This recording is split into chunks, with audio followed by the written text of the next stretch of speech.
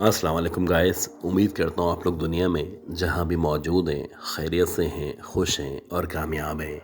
अगर आप में से किसी ने भी अब तक मेरे चैनल को सब्सक्राइब नहीं किया तो मुझे सपोर्ट करने के लिए सबसे पहले इस चैनल को सब्सक्राइब कर लें और अगर हो सके तो इस वीडियो को लाइक कर दें।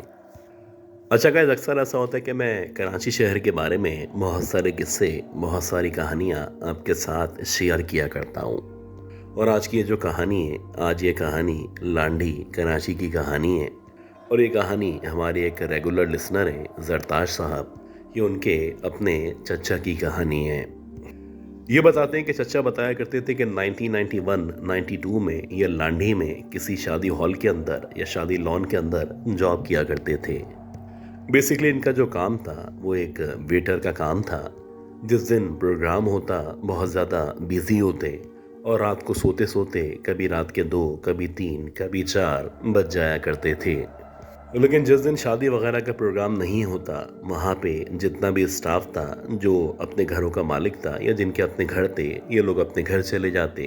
जबकि इनके चचा का क्योंकि कोई घर मौजूद नहीं था तो ये वहीं उसी शादी हॉल में स्टे किया करते थे। अब ये जो शादी हॉल था, यहाँ पे ग्राउंड प्लस वन था, यानी कि नीचे का हिस्सा था, उसके बाद फर्स्ट फ्लोर मौजूद था। तो जब ये वहाँ पे रुकते तो गर्मियों के दिनों में ख़ास तौर पे ये जो फर्स्ट फ्लोर था उसके आंगन में सोया करते थे। चचा बताते हैं कि ऐसे ही एक गर्म रात थी, शदीद गर्मी हो रही थी और इत्तेफाक से उस दिन शादी का कोई प्रोग्राम नहीं था। तो रात के तकरीबन 11 साढ़े 11 बजे मैं ऊपर लॉन में सोने के लिए लेट गया। हालांकि फ़ैन चल रहा था, लेकिन उसके बावजूद मुसलसल मुझे गर्मी का या फर्श के गर्म होने का एहसास हो रहा था और एक अजीब सी बेचैनी थी कि मुसलसल मेरे पसीने छूटते जा रहे थे। खैर, मुसलसल करवटें बदलता रहा और मेरा ख्याल है कि 1 डेढ़ घंटे की कोशिश के बाद बिला आखिर मेरी आंख लग गई। अच्छा, जिस रात ये किस्सा मेरे साथ पेश आया, इत्तेफाक से जो हमारा सिक्योरिटी गार्ड था वो लॉन के बाहर की तरफ मौजूद था। मैं अंदर यानी फर्स्ट फ्लोर पे सो रहा था और मेरे अलावा एक बावर्ची था जो कि नीचे सो चुका था। खैर, मेरा ख्याल है कि मेरी आंख लगे हुए मुश्किल से आधा या पौन घंटा गुजरा होगा। मुझे एकदम से शोर की सी आवाज़ महसूस होने लगी। ऐसा लग रहा था जैसे किसी चीज़ को, किसी चेन को या लोहे के ऑब्जेक्ट को ज़मीन से खींच के या घसीट के ले जाया जा रहा है। और ये बड़ी नॉर्मल सी बात है, जब आप ज़मीन पे सो रहे होते हैं, फ़ैन चल रहा हो और ज़मीन से अगर किसी चीज़ को रगड़ के ले जाया जाए तो आपको आवाज़ बहुत ज़्यादा महसूस हुआ करती है। क्योंकि मेरे कान ज़मीन पे लगे हुए थे, लिहाजा मुझे जो आवाज़ थी इस कदर शिद्दत से महसूस हो रही थी कि मेरी ना चाहते हुए भी आँख खुल गई। अब जब मेरी आँख खुली तो अब तक मेरा यही ख्याल था कि हो सकता है ये जो शादी हॉल के अंदर कुर्सियाँ मौजूद होती हैं, इन कुर्सियों को खींचने के बाद एक जगह से दूसरी जगह रखा जा रहा हो। लेकिन अगर ऐसा होता तो जो हमारा मालिक था वो मुझे पहले से इन्फॉर्म करता, बल्कि वो मुझे सोने की भी इजाज़त नहीं देता। ये बड़ी नॉर्मल सी बात थी, जब आपको कोई काम करना हो तो जाहिर सी बात है आपको तनख्वाह दी जाती है। तो यहाँ का जो मालिक है वो सबसे पहले काम करवाता है और उसके बाद सोने की इजाज़त दिया करता है।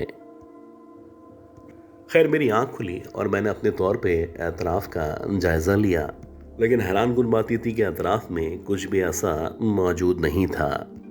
मैं बड़ा हैरान था कि आखिर ये जो आवाज़ है बिलाखिर मुझे कहाँ से महसूस हो रही है। और हर गुजरते हुए लम्हे के साथ साथ ये जो आवाज़ थी इसकी शिद्दत में इजाफा न सिर्फ महसूस हो रहा था, बल्कि ऐसा लग रहा था कि जो भी ऑब्जेक्ट है, जिसको भी खींचा जा रहा है, वो मुसलसल मेरे नज़दीक आता जा रहा है। अब लाइट्स तो बंद थी, लेकिन बाहर की तरफ क्योंकि एक बल्ब जल रहा था तो उस रोशनी में जितना मुझे दिखाई दे रहा था, मैंने अतराफ का जायज़ा लिया और फिर पीछे यानी बैक साइड पे जहाँ पे कुर्सियाँ स्टॉक की जाती थी उस तरफ देखने लगा। काफ़ी देर तक अंधेरे के बावजूद मुझे वहाँ पे कुछ भी समझ नहीं आया और बिलाखिर मैंने दोबारा से आंखें बंद की और तकिया अपने कानों के ऊपर रखा और सोने की कोशिश करने लगा। मेरा ख्याल है कि 10 मिनट के बाद ये जो शोर था मुकम्मल तौर पे ख़त्म हो चुका था और मैं दोबारा से नींद की वादी में जाता जा रहा था कि इसी दौरानिए में जबकि मेरी आंख लगी ही होगी, मुझे दोबारा से कुर्सी के खींचने का एहसास होने लगा। अब की बार ऐसा लग रहा था कि वाज़े तौर पे किसी कुर्सी को खींच के एक जगह से दूसरी जगह ले जाया जा रहा है। खैर, अब की बार जब मुझे यह आवाज़ महसूस हुई, मैं प्रॉपरली खड़ा हुआ और खड़े होने के बाद मेरे पास जो एक माचिस मौजूद थी उसको जलाने के बाद मैं आहिस्ता आहिस्ता आगे बढ़ने लगा। अब आप अंधेरे में अगर हल्की सी रोशनी करें या इवन एक माचिस ही जला लें तो आपको सामने का जो मंज़र है ये वाज़े तौर पे दिखाई देना शुरू कर देता है। और ऐसा ही हुआ कि जब मैंने माचिस जलाई तो मैंने देखा कि सामने यानी जहाँ पे चेयर्स मौजूद हैं उन चेयर्स के दरमियान में आगे एक नई चेयर रखी हुई है और उस चेयर के ऊपर ना सिर्फ कोई बैठा हुआ है बल्कि बावजूद इसके कि कोई उस चेयर के ऊपर बैठा हुआ था, मुसलसल वो चेयर कभी एक जगह से दूसरी जगह जाती, कभी दूसरी जगह से वापस इस जगह आ जाया करती। ना ही उस चेयर के नीचे किसी भी किस्म के टायर वगैरह मौजूद थे, ना ही उसको इस तरह से मूव किया जा सकता था। लेकिन अल्लाह जाने कौन उसके ऊपर बैठा हुआ था और ये चेयर मूव अल्लाह जाने कैसे और क्यों हो रही थी। खैर, इसी दौरानी में जबकि मंजर मज़ीद वाज़े हुआ तो मैंने देखा कि एक औरत जिसका कुछ अजीब सा हुलिया है, ऐसा लग रहा था जैसे कोई फ़कीरनी या फिर मांगने वाली औरत है, वो इस चेयर के ऊपर बैठी हुई है और कुछ अजीब सी ताकत के साथ कभी इसको आगे कभी इसको पीछे किया करती है। अजीब बात ये थी, ये जो औरत थी इसकी आंखें लाल शोलों या अंगारों की तरह चमकती हुई मुझे वाज़े दिखाई दे रही थीं। अब जाहिर सी बात है, माचिस जैसे ही बुझी मैंने दूसरी माचिस जलाई और अजीब बात ये थी कि जब मैंने दूसरी माचिस जलाई तो वहाँ पे उस चेयर पे कोई भी मौजूद नहीं था। खैर, देखते ही देखते अब मुझे किसी औरत के हंसने की आवाज़ अपने कानों में सुनाई देने लगी। यानी जो कुछ ये हो रहा था ये बड़ा अजीब था, बहुत ही खौफनाक था और मैं अब तक इस सारी सूरत हाल को समझने से कासिर था। खैर, मैं आहिस्ता आहिस्ता पीछे हटा और बिलाखिर मैंने लाउंज की तरफ आके या फिर कॉरिडोर में आके उस गार्ड को आवाज़ देना शुरू कर दी। उस गार्ड ने जब मेरी आवाज़ सुनी तो उसको ऐसा लगा जैसे कोई चोर अंदर दाखिल हो चुका है और वो अपने तौर पे अलर्ट होके गन और उसके पास जो टॉर्च मौजूद था उस टॉर्च को लेके सीधा ऊपर भागता चला आया। खैर, गार्ड ने टॉर्च जलाने के बाद जब उन तमाम चेयर्स को देखा या उस एरिया को देखा तो वहाँ पे कोई भी मौजूद नहीं था। लेकिन हाँ, ये जो चेयर्स थी सारी की सारी एक दूसरे के ऊपर रखी हुई थी, जैसे कि बहुत तमीज़ के साथ मैनेज करके इन चेयर्स को रखा गया हो। लेकिन इन तमाम चेयर्स में वो कुर्सी जिस कुर्सी पे मुझे वो औरत नज़र आई थी वो वैसे ही आगे की तरफ अजीब सी हालत में पड़ी हुई थी और उसको देख के ही अंदाज़ा हो रहा था जैसे अब से कुछ देर पहले कोई यहाँ पे आके बैठा होगा। खैर, गार्ड ने कहा कि तुम ऐसा करो, नीचे आके सो जाओ और ये जो जगह है इस जगह के बारे में तुम्हारे साथ साथ बहुत सारे और लोगों ने बहुत सारी कहानियाँ किस्से मेरे साथ शेयर किए हैं। अच्छा गाइस, उम्मीद करता हूँ ये जो पहली स्टोरी थी ये स्टोरी आपको ज़रूर पसंद आई होगी। अब हम चलते हैं आज की दूसरी बहुत ही खौफनाक कहानी की तरफ और मैं उम्मीद करता हूँ कि आपने अब तक इस वीडियो को लाइक ज़रूर कर दिया होगा। ये स्टोरी हमें महमूदुल हक साहब ने औरंगी टाउन से शेयर की है। बेसिकली ये जो किस्सा है, ये कहानी है, ये अब से तकरीबन 35 साल पहले इनके साथ पेश आई थी और ये उस दौर की कहानी है जब ये महज 20-21 साल के थे। ये बता दें कि मैंने उस दौर में जब इंटरमीडिएट कंप्लीट किया था तो इंटरमीडिएट करने के बाद जैसे कि उस दौर में लोग जॉब्स तलाश किया करते थे, वैसे ही मैं भी जॉब की तलाश कर रहा था।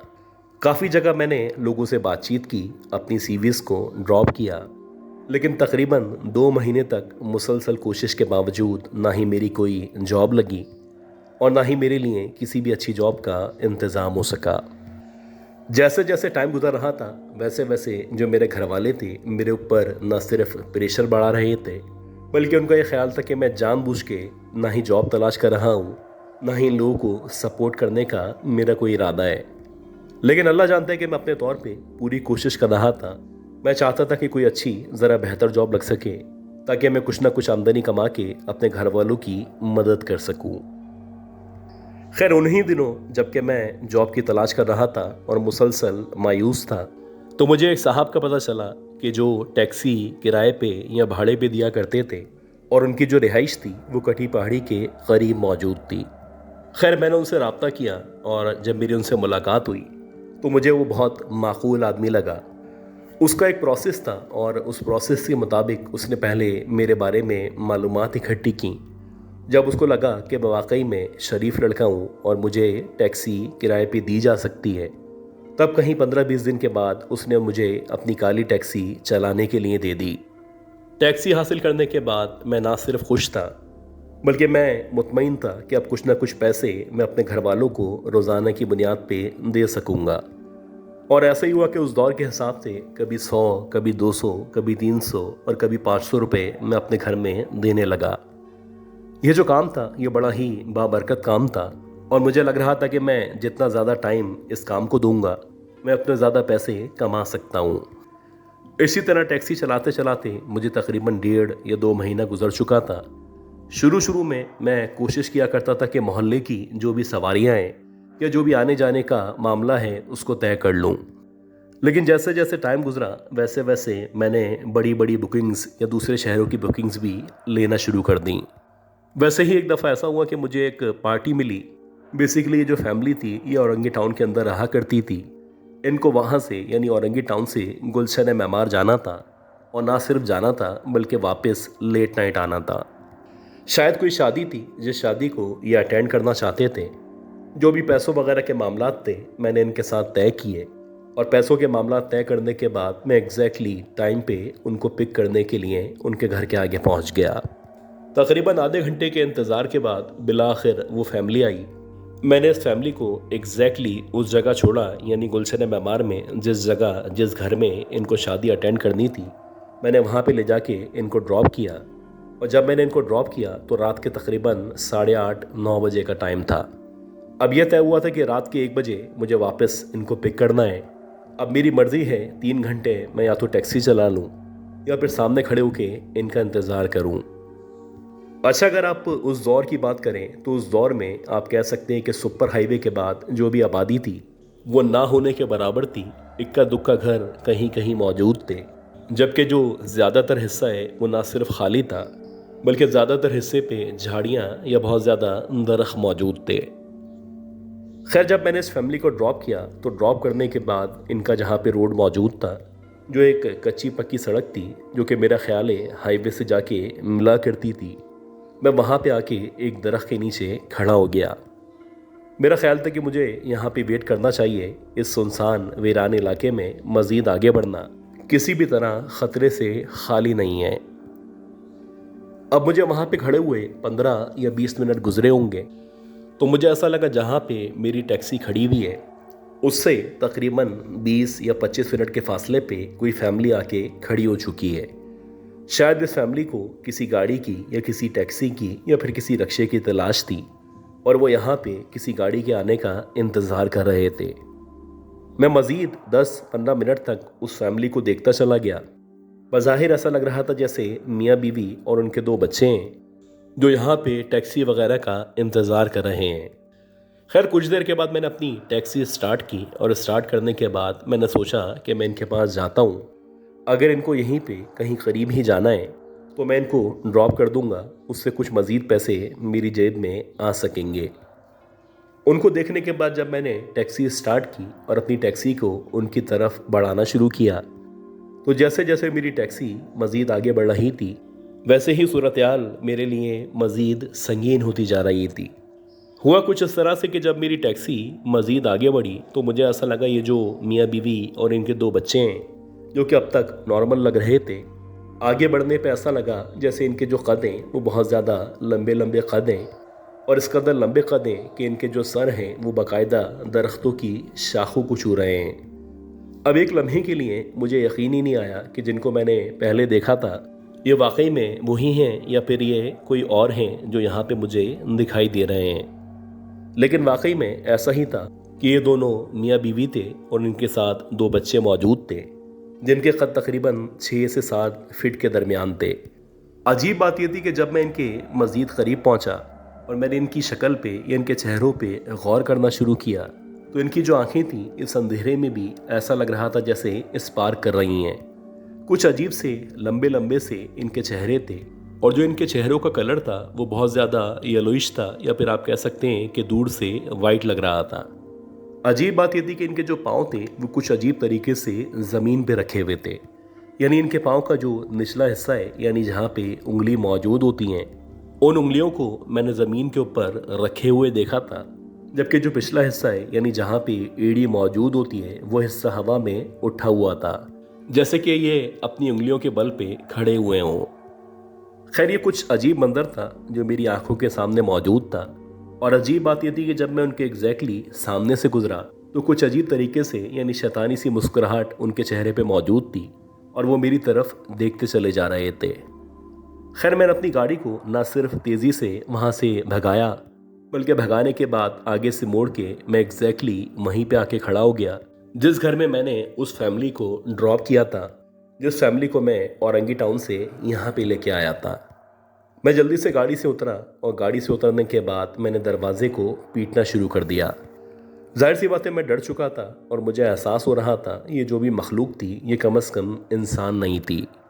खैर मेरे दरवाज़ा बजाने पे ये जो भी फैमिली थी, जो भी हमारे पैसेंजर थे वो बाहर आए और बाहर आने के बाद जब मैंने उनको सारी की सारी सूरत हाल बताई तो इस घर के जो मालिक थे यानी जिनके घर में ये प्रोग्राम चल रहा था उनका ये कहना था ये जो हिस्सा है यानी ये जो रोड सीधा हाईवे की तरफ जाया करता है, अक्सर यहाँ पे लोगों ने एक फैमिली को जो कि शायद जन्नात की फैमिली है ना सिर्फ बैठे हुए खड़े हुए मुख्तलिफ तरीक़ों से देखा है बल्कि वैसे ही यानी 2 मियाँ बीवी और उनके 2 बच्चे अक्सर रात में यहाँ पे घूमते फिरते नज़र आया करते हैं। जब तक ये प्रोग्राम ख़त्म नहीं हुआ मैंने ना सिर्फ उनके घर में पनाह ली बल्कि जब ये प्रोग्राम ख़त्म हुआ तो उसके बाद इस रास्ते से यानी जिस रास्ते पे मुझे वो जन्नात की फैमिली नज़र आई थी, ना सिर्फ गाड़ी को दौड़ाते हुए इस रास्ते को मैंने अबूर किया बल्कि जब मैं इस रास्ते से आगे निकला और मैं एग्जैक्टली हाईवे के ऊपर आया तब कहीं जाके मुझे थोड़ा सा सुकून का एहसास हुआ।